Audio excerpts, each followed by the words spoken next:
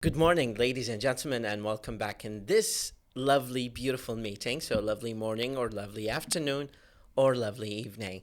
I want to clarify something that's quite significant, quite straightforward, and quite important to lots of people who are learning English. Don't focus on grammar, and this has been reiterated by millions, probably, of teachers around the world, that grammar is just a cosmetic thing that can be gradually accumulated and probably by consecutive errors and mistakes that we make in language, we commit in language, we can gradually reach to a level of satisfaction about grammar and a conceptualization about that. Your purpose of language is to deliver meaning. English is a human being. It's an organic part of our environment and our social life. It's a language to deliver meaning. It's a tool.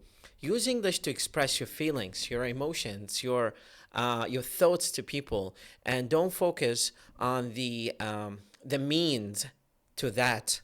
Language is just to deliver a meaning to people, and I've been saying this for like ages.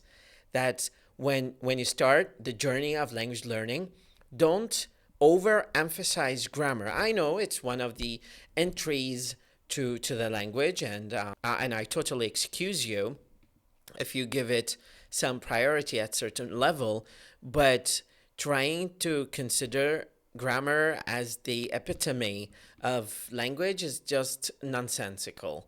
You need to understand that language is just one brick in the wall of language, and language has culture, language has dialects and accents, beautiful spectrum of them that you can focus on any one of them, embracing it, probably imitate it to the level of, getting the perfect, not perfect, but the professional, satisfactory level.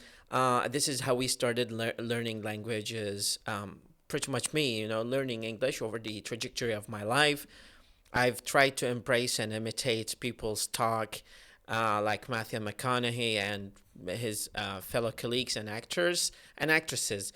But to imitate means to reach to a level of the semi-native like pronunciation, especially when it comes to talking. But that's not our topic for today, so let's not sidetrack our major goal of this beautiful video that I'm presenting to you to as a set, an alarming reminder that once you start the journey of language learning and language studying, if you're studying language for the sake of specialization, personify language within your life setting, and also try to not hyper emphasize grammar. Grammar is a brick in the wall, as I said again, and it's used to help people syntactically understand you correctly. So it's for native speakers to understand you and not confuse you for something unintentional or something that can be considered as a cultural gaffe or a level of miscommunication. No, that's the purpose of grammar. So if you're lacking auxiliary verbs, if you're lacking the use of third person singular, or if you do not have enough understanding of passive voice or present continuous or past perfect, these are subsidiary and auxiliary items when it comes to focus on them.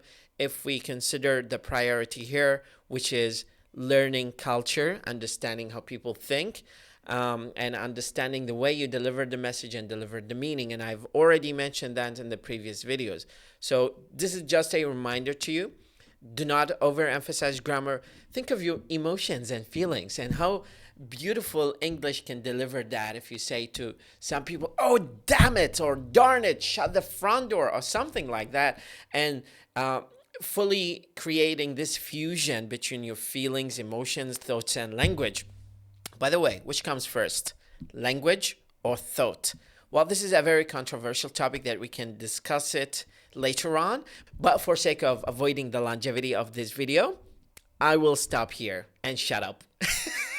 Have a wonderful night.